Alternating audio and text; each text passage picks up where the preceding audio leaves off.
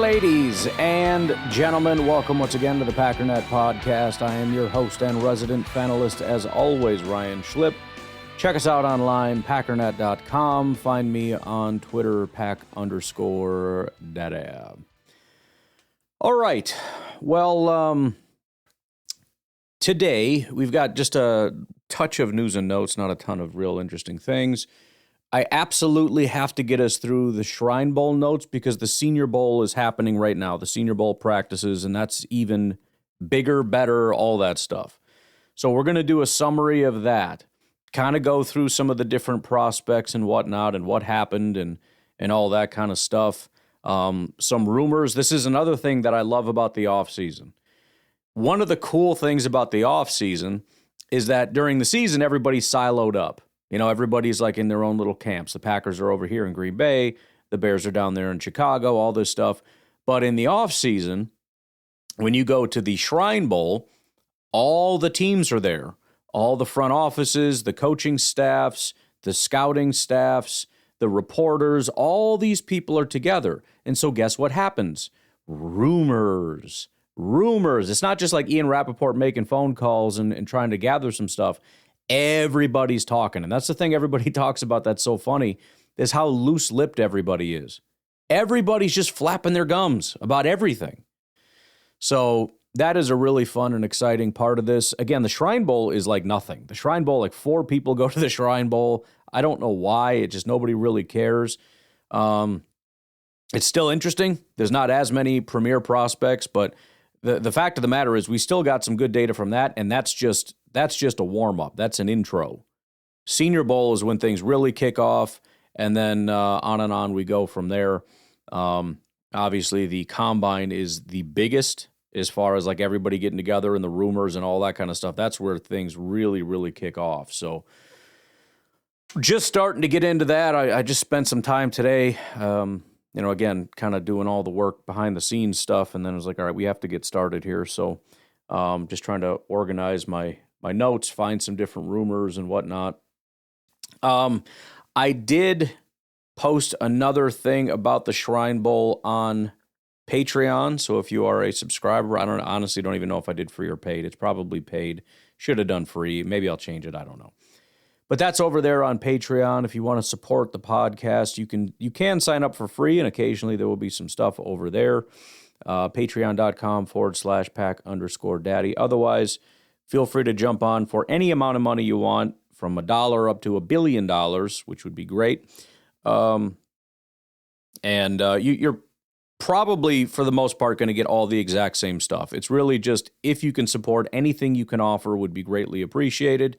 If all you can afford is $1, or if you can afford more, I want to put everybody on a level playing field, trusting that, people will give what they're able, given their life situation. And I'm trying to come up with some more interactive things, but in the meantime, while I don't have that set up, I want to make sure I'm still pumping out some content to you guys, so that you have it kind of in written form. Obviously, we'll talk about it on the podcast, but it's nice to kind of have something a little bit more concrete that you can have with you, and keep, as opposed to, I don't know, that thing he mentioned a month ago that I forgot. Okay. Final housekeeping thing.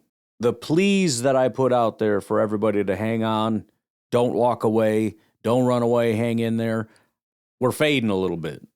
So I'm going to do everything I can to fight to get you guys back in here. Things are dipping, but if you have any thoughts, questions, comments, concerns, ideas, content, do this, don't do that, whatever, please let me know. But I'm not going to allow this to slip into off-season territory without a friggin' fight. So please continue to, tune in as often as you possibly can. If you can't, please remember to set your podcast to auto-download this podcast. That would also be greatly appreciated. That way, if you miss a day or two, it's still a way to support the show. Okay, let's go through a little bit of the news and notes here. The Cleveland Browns have their new head coach. They are hiring offensive coordinator Todd Monken. Monken, who is the offensive coordinator for the Ravens, is now going to be the head coach for the Cleveland Browns. It's a pretty big get for them. Obviously, a pretty respected offensive coordinator in division. He gets to, it's obviously a tough situation in Cleveland, but an opportunity to kind of put his skills to the test a little bit. Got to be excited if you're a Browns fan. I guess the big question now is, are they going to keep Jim Schwartz? And I don't know why you wouldn't, unless there's some kind of a personality clash or something. But as far as I can tell, Schwartz is a fantastic DC. And it's not like he's getting head coaching looks outside of Cleveland. So where is he going to go? Jim Leonard, Chargers requested an interview with Broncos defensive pass game coordinator Jim Leonard for the team's defensive coordinator vacancy. It's looking pretty heavily in favor of him going to Buffalo. We heard about the Jim Harbaugh thing, so that's finally coming to fruition for the Chargers, but it sounds like things have moved pretty heavily in the direction of Buffalo. Buffalo's moving kind of quickly. Jim Leonard, also a former Buffalo Bills safety, so there's probably some, desire to go back there. We'll see how that materializes. Apparently the Jets, who are having a very hard time filling in their staff, have reached out to John Gruden to see if he had any interest in working under Aaron Glenn. Gruden understandably said, no. Gruden's just living the dream right now. I'm sure he'd love to be like a head coach sometime again, because these guys live for that stuff, but he's making plenty of money to sit around and just talk crap about football and just have a good time partying and whatever he's doing. He's not going to come back and work for some garbage organization underneath Aaron Glenn. There's no way. One of the more ridiculous things, and again, this is where all this stuff is so stupid, and it's unfortunate that it's stupid because people hold these things in high reverence, revere, whatever. ESPN's Don Van Natta and Seth Wickersham report Bill Belichick was not voted into the Pro Football Hall of Fame on the first ballot. Not a lot of words there. Pro Football Hall of Fame voting process is in annual disaster, so this qualifies as disappointing, but not all that surprising. ESPN's column refers to former Colts general manager Bill Polian as a cheerleader for having Bill Belichick wait a year before induction on account of Spygate and Deflategate scandals. There's not really a way to tell the story of the modern NFL without the 6-time Super Bowl champion head coach who won 333 games over the course of his career, of course. There's little doubt that he will eventually be a Hall of Famer. The actual Hall of Fame announcements are coming next week. Because of the way voting is grouped, Belichick was up against Robert Kraft, Ken Anderson, Roger Craig, and I.C. Greenwood. It's unknown whether any of the members of that group got 80% of the vote. So again, all this stuff is a joke. Anything that involves, people just voting or what, it's so stupid. This is why I don't like this stuff. This is why I like statistics. This is why I like things that are rooted and grounded in math. It just is what it is. There's no, let me ponder. Let me think about the morality of the issue. Bro, it is what it is. There's a standard. There's a mathematical formula you apply to a coach or a player, and then it comes out the other side and it says, oh, there you go, Hall of Fame, first ballot, boom, end of story. Anything that gets away from that and gets into this sort of, let's ask the media, let's ask the fans, let's ask the coaches, let's ask the front office staff what they think. It's stupid. Every time, it's stupid. The Baltimore Ravens requested an interview with Bears offensive coordinator Declan Doyle for their offensive coordinator vacancy. As I've said, whether or not it's massively impactful, I don't care. I would love to see everybody get poached out of the NFC North outside of Green Bay. Bears offense was doing some good stuff. Most of that is probably Ben Johnson, but I don't care.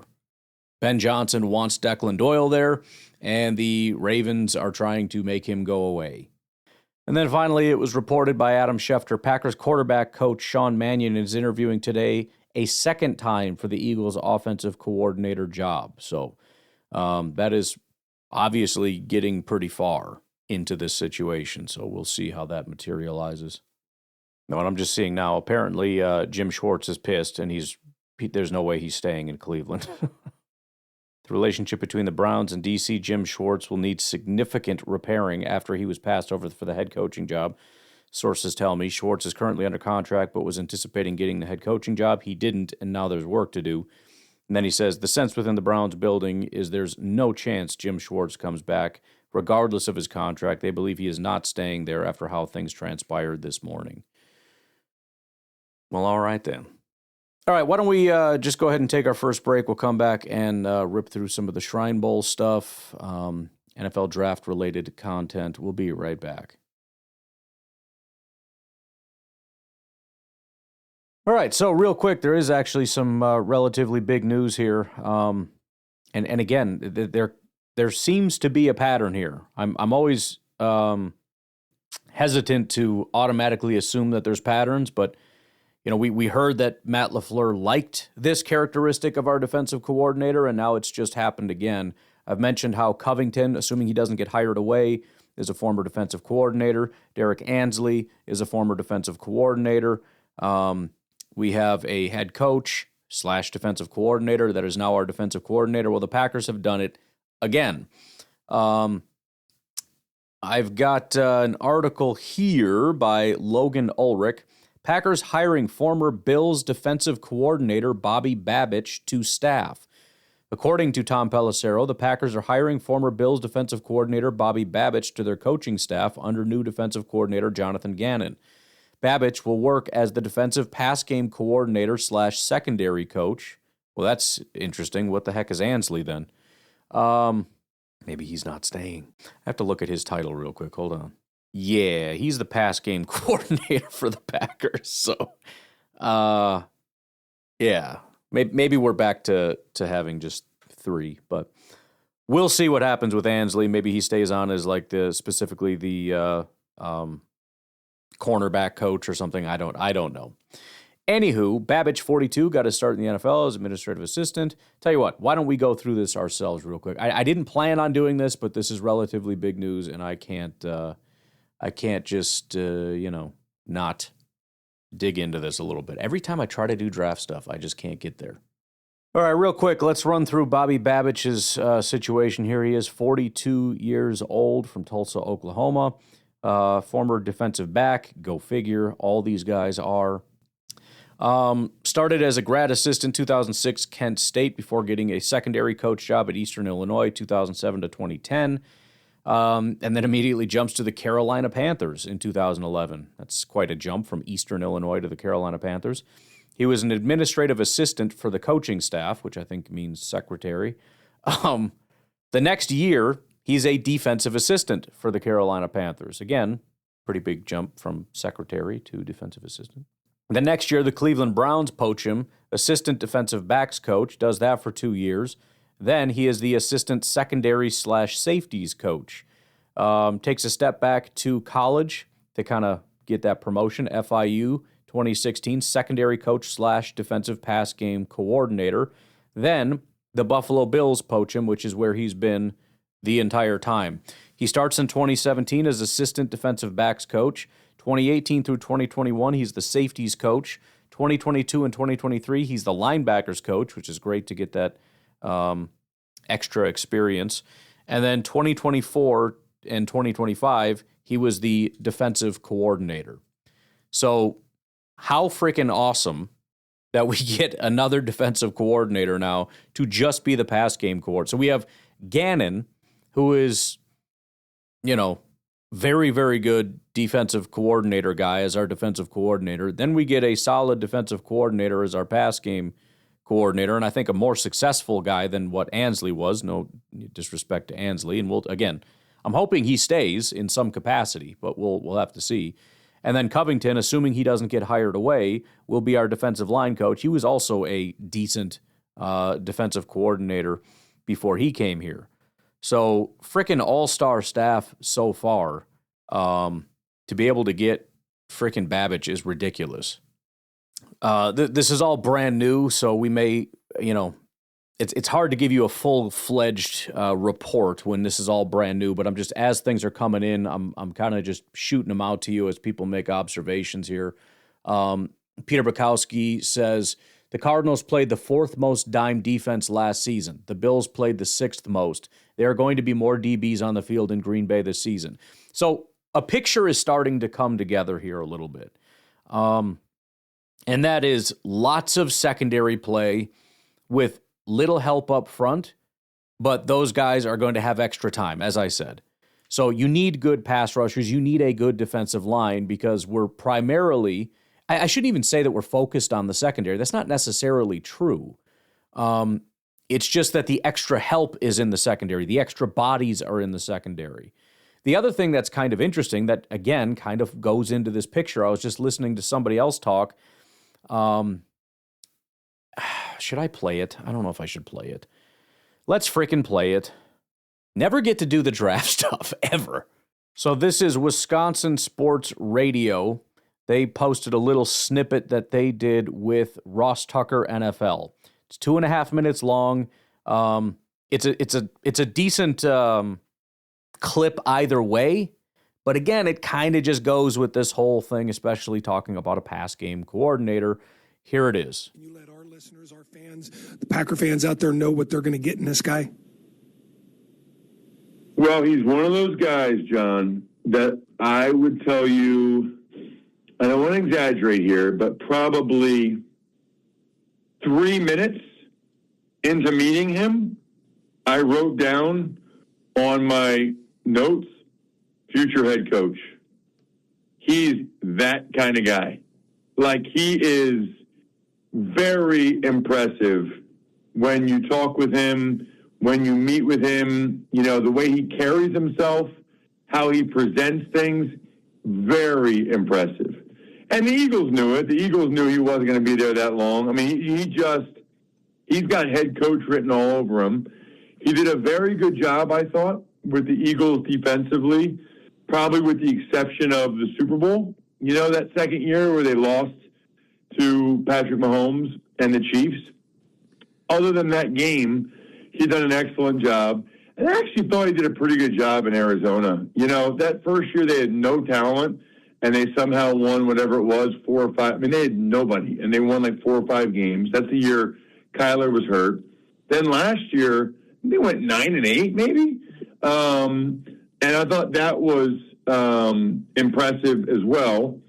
And then this year, it just didn't work. You know, this year, the bottom dropped out. Kyler got hurt again.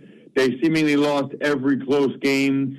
But they did some really unique things on defense. You know, like having called some of their games on TV, you would talk to the other team in production meetings, and they would say, man, they do stuff that nobody else does. You know, it was a lot of, I don't know what they'll do in Green Bay, but it was a lot of 3 safety looks. Mm-hmm. You couldn't really tell which one of those guys was going to be the extra run defender. I mean, it was really pretty cool, really impressive. And I think he'll come to Green Bay and do a terrific job. And by the way, I like Jeff Hafley. I think he's a good coordinator. You know, I did one of his games as he was at Boston College on TV, so I know him a little bit.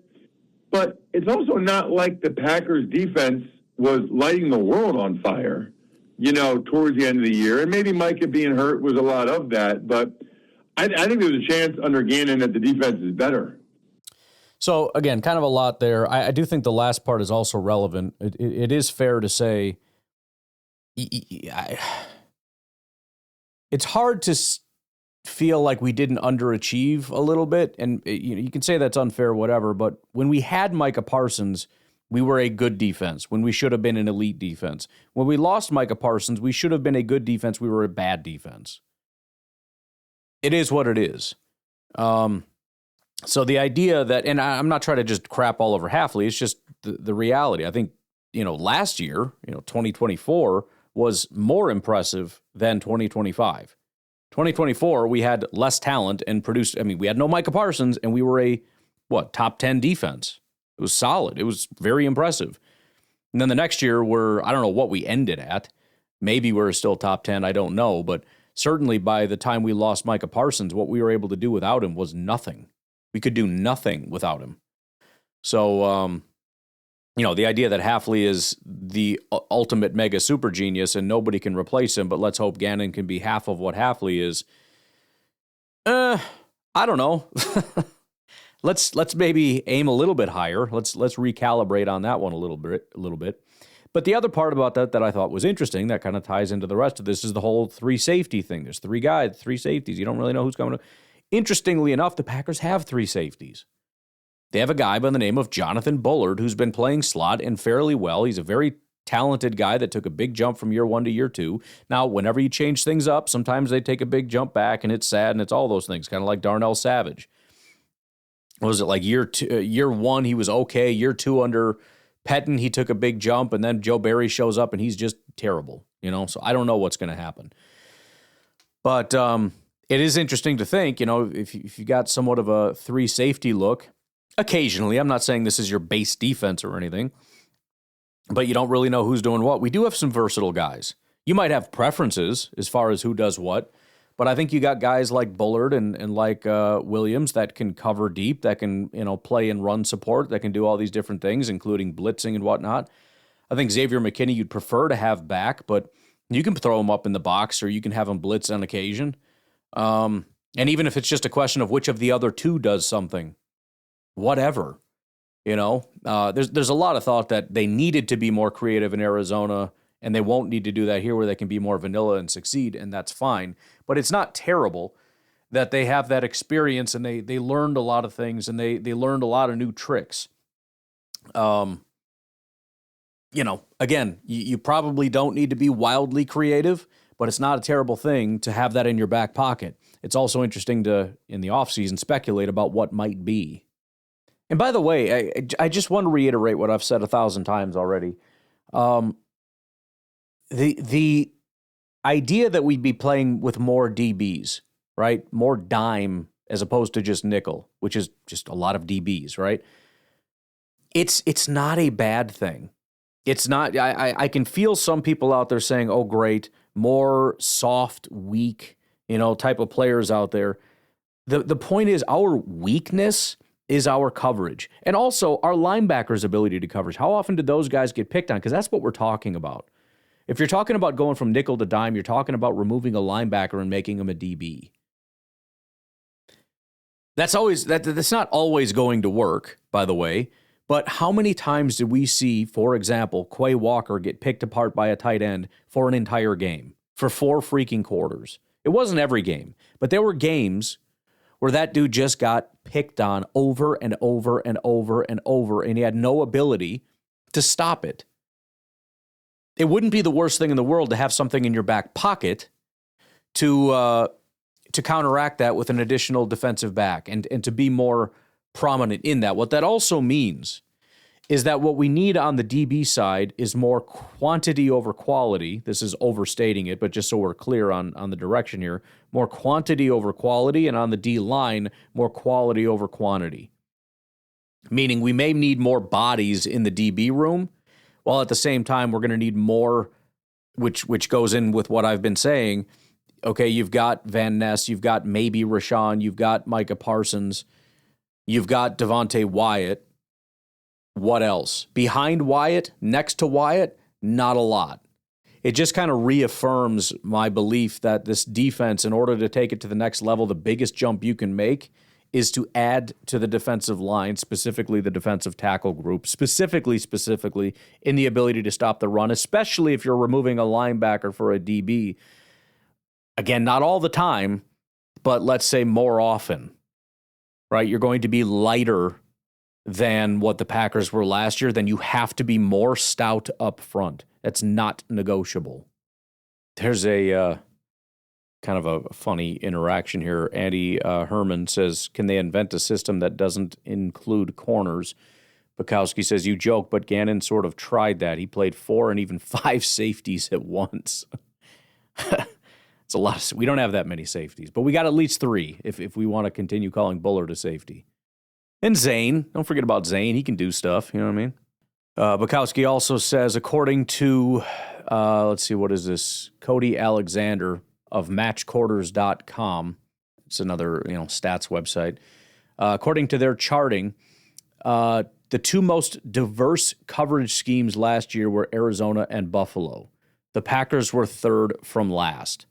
So, expect the confusion factor on the back end. And again, this is the whole freaking point. It's going to be so much harder for teams to throw. That's what Gannon wants to bring. Hesitation for quarterbacks, giving more time for the defensive line. You don't know what you're looking at. And even if you do, there's just so many guys, so many bodies, and so much speed on that back end. You better hesitate a little bit. There's more confusion and less open space, causing hesitation, allowing time for Wyatt Van Ness and Micah Parsons to get there. And if I don't know if you've ever watched Micah Parsons play, and I know he's not going to be there day one, but that dude doesn't need much time. He just needed a little more time than what he had last year. And he was doing fine last year, but you provide that guy an extra half a second, you give him from 2 to 2.5 seconds, his sack numbers will freaking double in that half a second. I'm getting excited, man. This is a freaking superstar staff, dude. It really is. I mean, I don't know if Gannon is better than Hafley or Hafley's better than Gannon, but if we just call that even, we lost a corner coach that is like a Hafley guy for a top defensive coordinator to come in and be our pass game. That is a massive upgrade with the potential, by the way, before I go through this article, there's been questions, and I don't know if this is going to happen, but Sean Duggan, who went over to Miami to follow Hafley, he was a Hafley guy. He was with him at Boston College, followed him over here. He was our linebackers coach. Right, he took over for Campanile. So, Campanile, phenomenal, by the way. Anyways, we now need a linebackers coach. Well, here's an interesting story for you. Arizona Cardinals, Jonathan Gannon's defensive coordinator with the Arizona Cardinals is a guy by the name of Nick Rallis. Now, Nick Rallis, prior to being the defensive coordinator for Arizona, was Jonathan Gannon's linebackers coach when he was the DC. There is nobody, by the way, he was with Minnesota 2018 through 2020, so I'm guessing there's some overlap there. I know Gannon was in Indy, but there's probably a little overlap with Minnesota. I would assume Rallis is going to try to get a defensive coordinator role. I would assume he's not going to get that role considering how things went in Arizona. And again, a lot of people would look at it and say, well, I don't want him. Look how bad their defense was. Just listen to me for a second. We're talking about a guy. First of all, we don't know that he's a bad defensive coordinator, just like we don't necessarily know if Gannon's a bad head coach. We know that the Arizona Cardinals football team is bad. We also know that the Eagles, if nothing else, were very good. And at the time, they had Gannon as the DC and Rallis as their linebackers coach. In addition, we're talking about trying to get the guys up to speed on this scheme. Who better than the defensive coordinator? When we talk about Gannon and all the creative, crazy stuff they did, this was the defensive coordinator. This is his right-hand man. These are the guys that dreamed up all this stuff. So you could have him as your, linebackers coach / assistant DB or whatever the heck, run game coordinator, whatever you want to call it, to give him some additional responsibilities to get everybody up to speed on things while also being our linebackers coach, which is what he was in Philly when they went to the Super Bowl. That would give us, assuming everybody stays, which I'm very tentative on Ansley. I don't know what his job is right now, but that would give us, Gannon, who's a head coach / DC as our DC. That would give us Covington, who is a former DC as our defensive line coach. That would give us Ansley as some kind of DB coach as a former defensive line coach, as a former defensive coordinator. That would give us Babich as a former defensive coordinator as our pass game coordinator. And it would give us Rallis as a former defensive coordinator as our linebackers coach. It would be the most stacked, overqualified coaching staff in the history of football. It's just ridiculous how unbelievably overqualified it is. It is the dream team of defensive staffs. It also happens to be the group that has Micah Parsons on it, along with Edgerrin Cooper and Lukas Van Ness and Xavier McKinney and some other solid contributors that probably could just use some good coaching to get them to that next level. You can throw Van Ness on the solid contributor group if you like, but you can throw Bullard in there. I think Keyshawn is in that discussion as much as we want to talk crap about Keyshawn. Again, he was, I don't know, a top 20 corner based on coverage grade with 13 pass breakups, which is one of the highest in the NFL. I mean, he's not elite, but with a good coaching staff, potentially better coaching staff, better scheme focused on the DBs or whatever, could he possibly take a step into being a solid good corner? How about Valentine, who's been, he struggled last year because everybody started sucking for some reason last year. He's been a good corner for us for a long time. Just all of a sudden was like, oh, I guess he's not good now. I don't know what happened. I'm just throwing it out there. But that's something to keep an eye on, is what's going on with Nick Rallis. And if Gannon can bring, because again, we have a linebacker coach vacancy, and our defensive coordinator's former defensive coordinator is a former linebacker for Minnesota and a linebackers coach. So, yeah. All right, let's end this segment with an article here. Again, this is all relatively new, but Bill Huber put together some details on this situation here. Talks about how essentially this is a replacement for, what the heck's the guy's name? Mentioned it before, but I forget his name. Ryan Downard. By the way, I mean, again, you can never really know where these coaches are and all that stuff. I've never been a Downard fan. So the fact that Downard got poached and we bring in Babich to take Downard's job, well, technically Ansley's job. We'll see if Ansley will take Downard's job or not. Kind of think he won't, and we'll try to get another job. But if he does, that would be ridiculous. A little further down, praise from former Packers. Bobby Babich joined the Bills in 2017 as assistant defensive backs coach. He coached the Bills safeties from 2018 to 2021, with 2021 defense ranking first in the NFL in total defense, as safeties Jordan Poyer, first team, and Micah Hyde, second team, earned All-Pro honors. In 2022, he replaced his father. Oh, that's right. I remember that now. He replaced his father as linebackers coach, a role he held for 2 years before being promoted to coordinator. It's so funny how you remember these stories, and now it's like, oh, he's our freaking guy now. Bobby's a go-getter, Micah Hyde said, who was drafted by the Packers. He's always yelling, high-energy guy, and I think people love that. People love that he's like that. He's always going to bring the juice. A lot of people joke around and be like, that's fake juice. No, literally, Bobby wakes up every single day, and he's ready to go. I think he delivers that to his players, and his players play the same way. So you're looking for those energy guys to provide that energy spark. Apparently, this is one of those guys. Very detailed, Hyde said. Very detailed each and every day. When the game plan's put in place, he knows the defense better than anybody in this building. Once the game plan's in, he's just very dialed in, giving it in his delivery. Even in practice and watching film, he's very detail-oriented in where you should be, where your alignment is, what your assignment is, and from there you're able to make plays. With Buffalo, Babich wore a hat that read the big letters SFP, simple, fast, and physical. Everybody's got their thing. I'm just glad it's, hopefully he can keep that and Gannon doesn't say, no, we're doing hits. Let him have his SFP, dude. We don't really want to think for real, another former Packers defensive back, Rasul Douglas, said. We just want to hit everything moving. So when you put it simple, we can all play faster because we ain't got to think so much.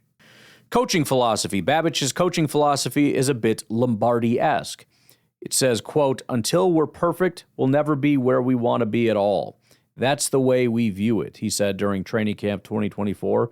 Until we're absolutely perfect on every rep, which will never happen, we'll never be where we need to be, so we're going to constantly try to grow. Bills finished 18th in opponent passer rating 2024 and soared to 7th in 2025 when they ranked 4th in opponent completion percentage, 1st in passing yards allowed, 6th in passing touchdowns allowed, while being only 20th in sacks. Under Babich's tutelage, cornerback Christian Benford, a former 6th-round pick from Villanova, has become one of the NFL's better players at the position. Babich called the plays at times and shared those responsibilities with then-coach Sean McDermott at other times. Bobby's young at the position, McDermott said this season. He works extremely hard, he's gifted, and play calling is one of the harder things to do in this business. He was a corner at North Dakota State, where he led the team in interceptions as a senior. He followed his father in coaching, got his start at the NFL administrative assistant to the Panthers coaching staff. That's about it, I think. All right, I tell you what, we're not quite done. I want to do one more thing on this. We'll take a break. We'll be right back, and we'll see how much time we have for draft things. We'll be right back. So doing a little bit of my own research here on Babich, I just wanted to go over a couple other little details on him. Again, one of his core principles is that SFP, simple, fast, and smart, emphasizes simplicity, clear assignments, quick execution, and physical play without overcomplicated adjustments. This is what Razul was talking about. We don't want to think, we just want to go play. The idea is to let athletic defenders react and make plays, favoring instincts over complexity. Typically relies on standard zone and man principles rather than exotic disguises. Defensive backs were coached to play sound fundamentals and leverage. Focuses on positioning and communication to limit big plays with occasional disguised blitzes that posture as pressure but roll into coverage.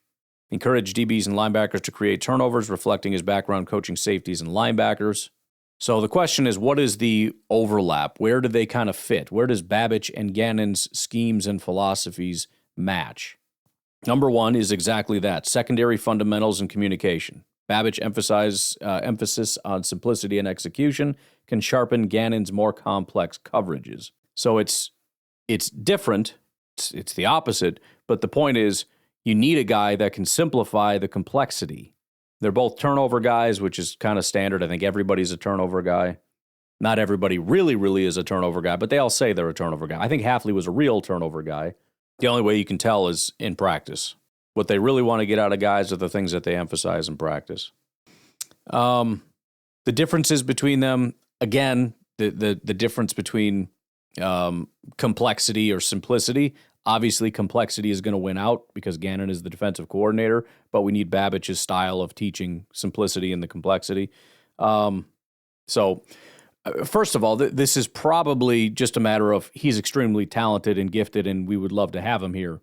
But beyond that, I think the synergy between them could very well be that, again, Gannon is the sort of the wizard. He's the guy that just draws up all the crazy stuff, and Babich is sort of the filter. He takes all that, he distills it down into understandable bits and pieces, and gets these guys into sort of his system, which is understanding your assignment, your alignment, and all that kind of stuff so that you don't really have to think in those situations. That would be my thought into how this relationship, if it's going to work, is going to work.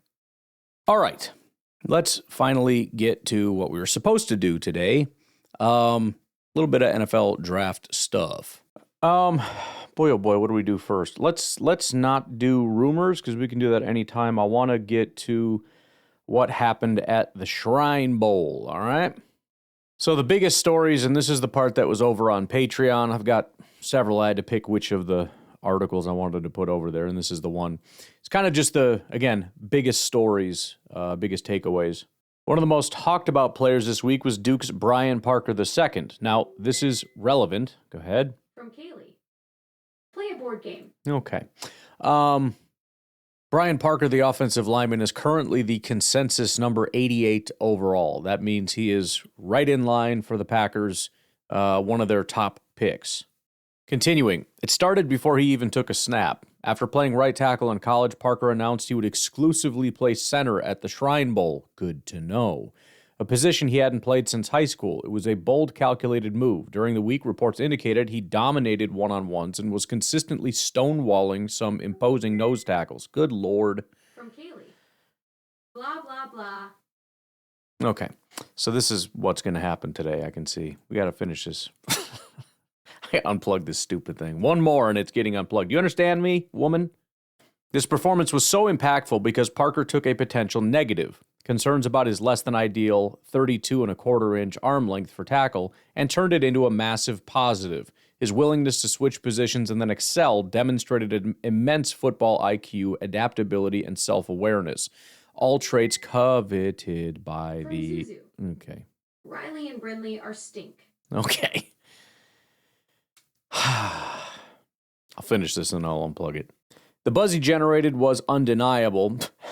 with some evaluators offering the highest praise. Quote, I genuinely think he's the best prospect here this weekend. Colin is stinky. Parker looks like he could be a legitimate center at an NFL level.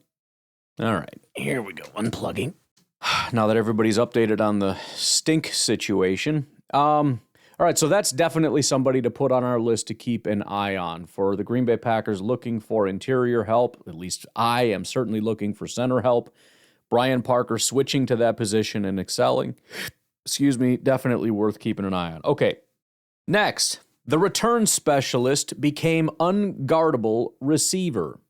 Iowa's Caden Wetjen arrived at Frisco, known primarily as a game-breaking return specialist. Is that interesting to anybody? He is currently on the consensus big board at 291, meaning he is wide open to be drafted by the Packers at pretty much any time. He could end up going a lot earlier. Obviously, if the buzz continues to go up, he could fall all the way to undrafted free agency. We don't really know. Certainly somebody to keep an eye on, though. Having logged only 23 career receptions in college, he left as one of the week's most dynamic offensive weapons. Across multiple practice days, Wetjen was described as largely unguardable, always open, and a player who couldn't be covered. Scouts were left with their jaws on the floor as his quickness, speed, and ability to separate from defenders were eye-opening. His consistency was just as impressive. He was a standout in individuals and one-on-ones and scored the only touchdown during the Day 2 red zone period. By the end of the week, Wetjen proved he is far more than just a specialist. He showed the route-running chops and separation skills of a legitimate NFL slot receiver, likely earning himself a spot in the mid-round draft conversation. Okie dokie. Then you've got Mark Gronowski. It's so hard to see his name and not say Gronkowski every time I see it.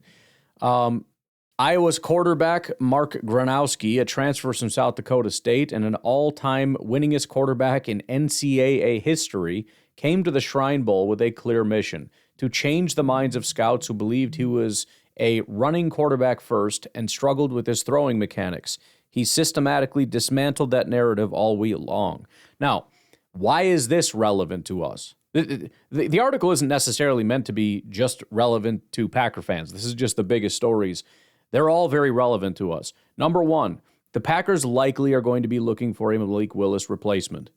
That means we're in the quarterback market, but specifically quarterbacks that kind of fit that mold of a guy that can create with his legs. Doesn't have to be, but I would be intrigued by that. Create with his legs. And if you're a project with your arm, Matt LaFleur's there to help you with that. After being named to the all-practice team for his consistent and sharp play, he capped off the stellar week by earning offensive MVP honors in the game. His performance was a showcase of his dual-threat capabilities as he completed 7 of 10 passes for 86 yards, ran for another 28, and even provided 2 key blocks on a teammate's touchdown run. With a performance that had some evaluators noting he has Brock Purdy written all over him, Gronowski has likely cemented himself as a draftable, developmental quarterback who answered every question asked of him. Consensus board has him at 330. Again, it's very early. Guys are going to be moving around. We'll see how this kind of settles in, especially for some of the later round guys, because a lot of the updates on this, people are making top 50, top 100 boards. They're not making top 250 boards. So Gronowski could easily be up in terms of perception, but it's not going to move until some media people create a top 200 board or something. Next up, the interception machine whose stock is skyrocketing. Every All-Star week has its breakout stars, and Louisiana linebacker Jaden Duggar was undoubtedly one of them. Duggar was a constant playmaker, recording interceptions in back-to-back practices and consistently flashing in coverage drills. His impressive physical traits, measuring in at an imposing 6'4.5" and 240 pounds, combined with his background as a former safety at Georgetown, were on full display. He showed the instincts and ball skills to thrive in space, a critical skill for a modern NFL linebacker. The significance of his performance can't be overstated. His stock is skyrocketing as he transformed himself from a player graded as a potential street free agent into a legitimate prospect with a real chance to be selected in the draft's later rounds. Jaden Duggar currently sitting at 292. So again, kind of right in that range. Actually, just one spot behind Caden Wetjen, hilariously. The human wrecking ball lived up to the hype. While many prospects come to Frisco to prove they belong, some arrive to confirm they're in a class of their own. Florida State Darrell Jackson Jr. falls squarely in the latter category. At a massive 6'5" and 328 pounds with incredible 35-inch arms, Jackson was a force of nature all week. Descriptions of his dominance were constant, with observers calling him an absolute tank, a one-man wrecking crew, and unstoppable. In one particularly dominant pass rush rep, he walked a center back into the quarterback like he was on skates. Jackson didn't need to surprise anyone to have a successful week. He simply needed to live up to the hype, and he did so emphatically, confirming his status as an elite interior defensive line prospect. Now, again, do we have a massive need for a big, giant, dominant interior defensive tackle? Yes. Is Darrell Jackson currently sitting in a spot where we could draft him? Current consensus, he is sitting at 87. Just one spot ahead of Brian Parker, who we just talked about. Absolutely, he is a guy that we could be looking to draft in the second or third round. After that was just elephant in the room, the mass exodus. A lot of guys just didn't stay for the game. And they're kind of seeing that as a potential problem for the Shrine Bowl as a whole, where you got people showing up, doing the practices, and they're like, yeah, I'm not playing your little Shrine game, though. Entering Tuesday night game, 53 players were listed on the roster as departed, meaning they either left early or were opting out of playing the game. The lengthy list includes notable players like Clemson quarterback Cade Klubnik and Texas Tech quarterback Baron Morter. The trend highlights the evolving landscape of college football, where the financial risks of a pre-draft injury weigh against the rise of NIL.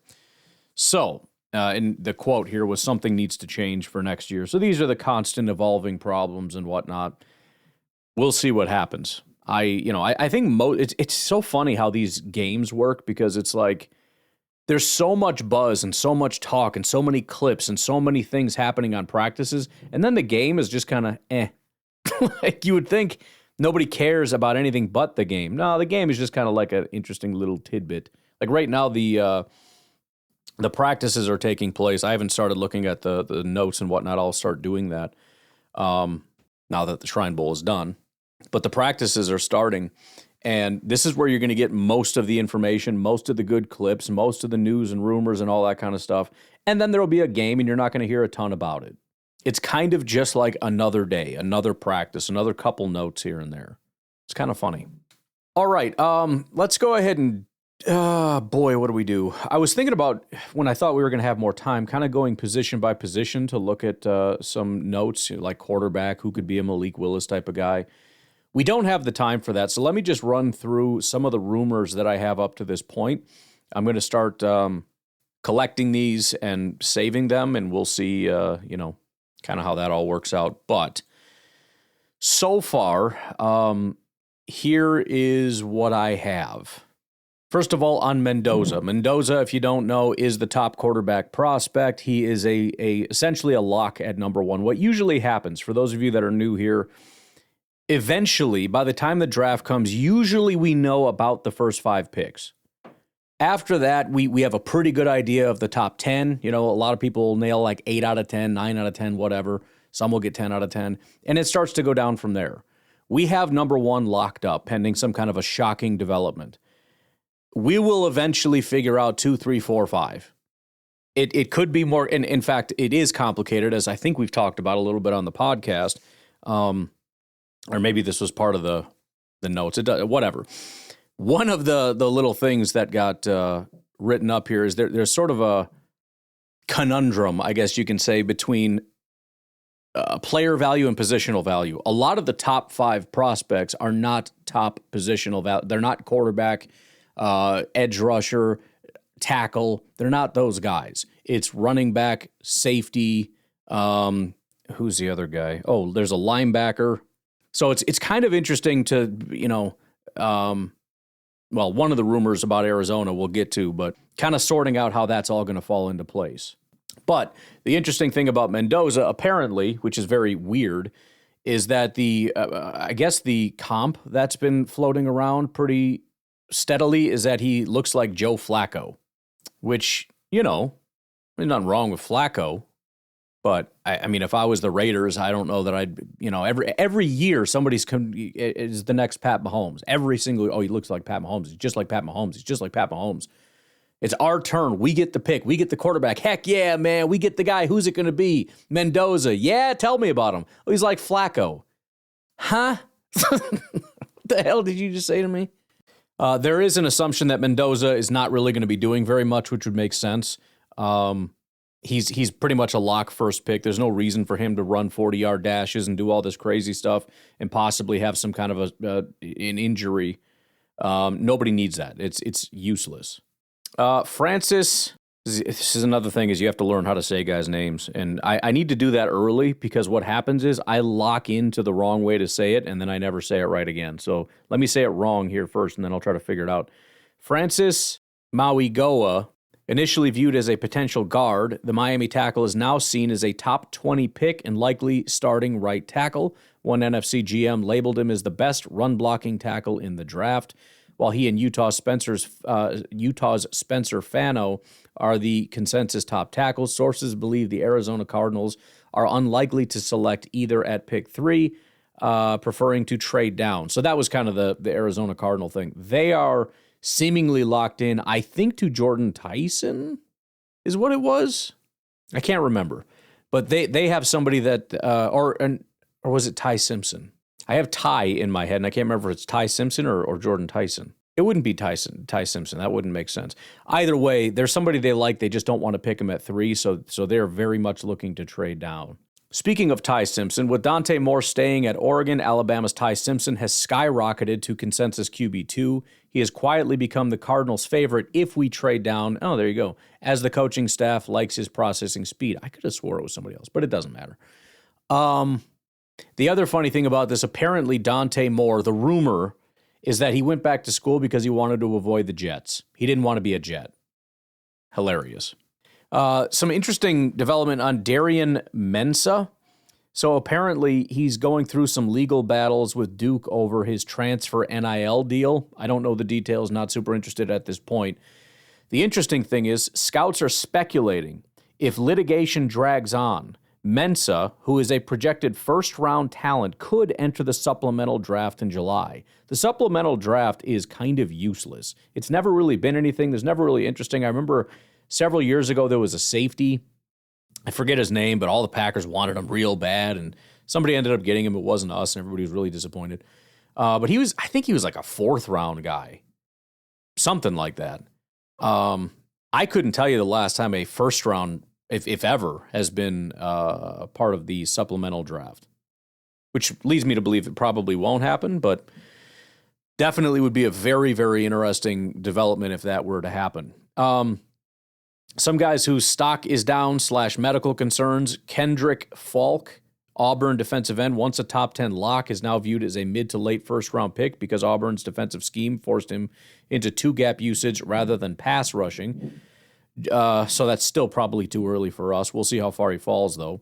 Jermod McCoy, Tennessee cornerback, despite an injury, his 2024 tape maintains top 20 interest, though his combine medical check is critical. Jordan Tyson, ASU wide receiver, scouts are worried about his durability as he has missed time every year of his career. That's not good. Tyler Proctor, Alabama offensive tackle. Some teams are concerned regarding whether he can keep his weight off. Center class in flux. Kind of talked about this already. You don't have much aside from injuries. Kind of like corner last year. After the ACL injury to top prospect Connor Lew, the center position is an open debate. Jake Slaughter out of Florida and Logan Jones, who I freaking love, and I'd be shocked if he's not a first-round pick, are rising, while Sam Hecht, Kansas State, is a polarizing love-hate prospect viewed as a second-round pick by some and late-rounder by others. So that is the NFL draft buzz. Not a ton, but that's what's out there right now that I could find. There's also some NFL stuff, though. The news in no particular order, probably the biggest. Apparently, there is a lot of interest for the Chicago Bears in Travis Etienne. The Bears are emerging as a suitor for the Jaguars running back. Etienne is viewed as a better fit for Liam Cohen's offense than current roster options due to his pass-catching ability. Bears obviously very interested in making sure they have a very good run game. This is, that whole Detroit formula.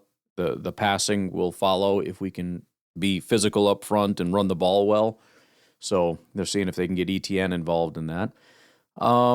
Bills expected to part way with fullback Reggie Gilliam. Chargers expected to opt out of Mekhi Becton's contract. I'm sure that will garner quite a bit of interest in some Packer fans. We'll see. We'll let that come to fruition first before we have that conversation. The Cowboys apparently are expected to franchise tag George Pickens, while Breece Hall is likely to leave the Jets, with the Seahawks being a potential fit.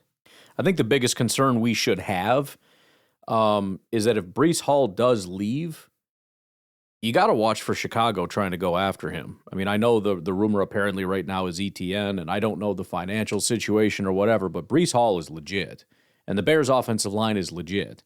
And if you put Breece Hall behind that offensive line with the weapons that they have, I love talking crap about the Bears, but come on, man, cut a brother some slack. Please either stay with the Jets or go to the Seahawks. Don't do this to me.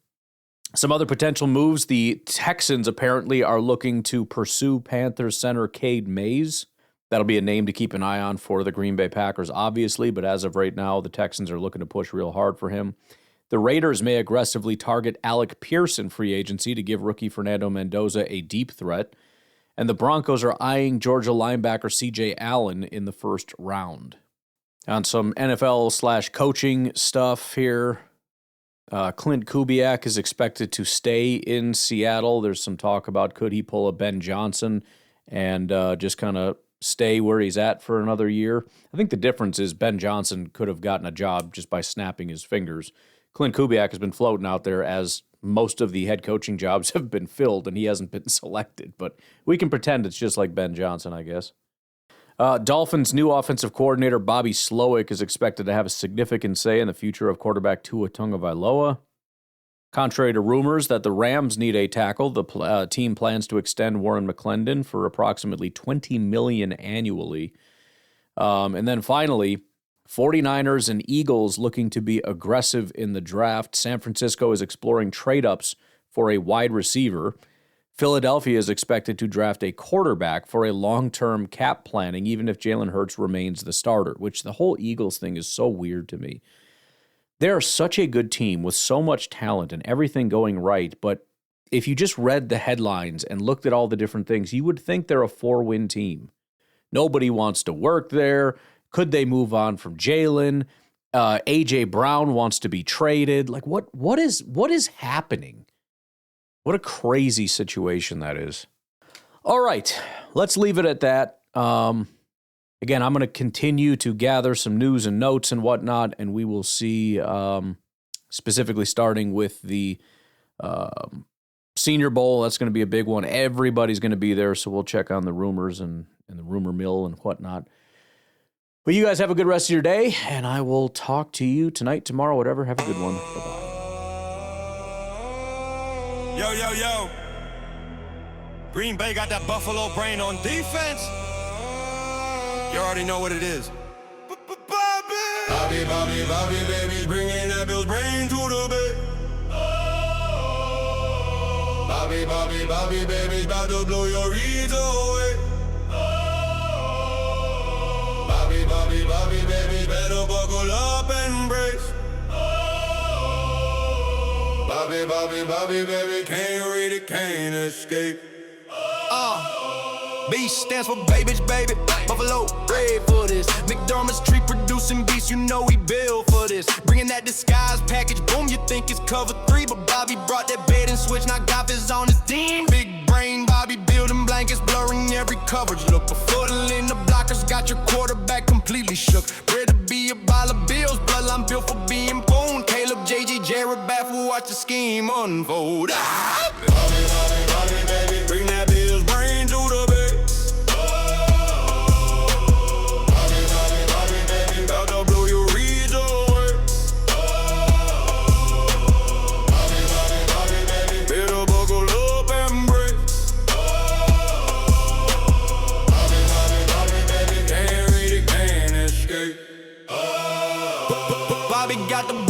on the Buffalo behemoth. Blending brains in bed, boy, your progressions, he beneath them. Bringing back that brilliant set the skies mentality. Caleb baffled golf, got bamboozled, total brutality. Breaking down your protections, past game looking pitiful. Bobby built a blanket, boy, your windows getting near them. JJ McCarthy bewildered, staring down his check down. Big plays, vary your playbook, busted Bobby runs his town. They said we needed smarts. They said the defense couldn't think. But Bobby Babich, Buffalo, brilliant man. Buster Babich, boom, boom, blowing up your hot row. Buffalo taught him, paid him, now we bringing that to Lambeau. No doubt, blanket coverage beautiful, the windows batty open. Got for seeing goes, now every pre-snap read is broken. Bears fans ballin', Lions lost the Vikings looking vulnerable. Bobby brought the brains, debate the scheme, it's undeniable. Buckle up, the NFC North is back and we ain't backing down. Bobby Babich, pass game locked down. Who bringing Buffalo brains? Bobby. Who got the coverage tape? Brain Bobby. Who making quarterbacks go insane? Bobby. Bobby. Bring them cold-blooded. Bobby, baby. Bobby, baby. Bring them cold-blooded.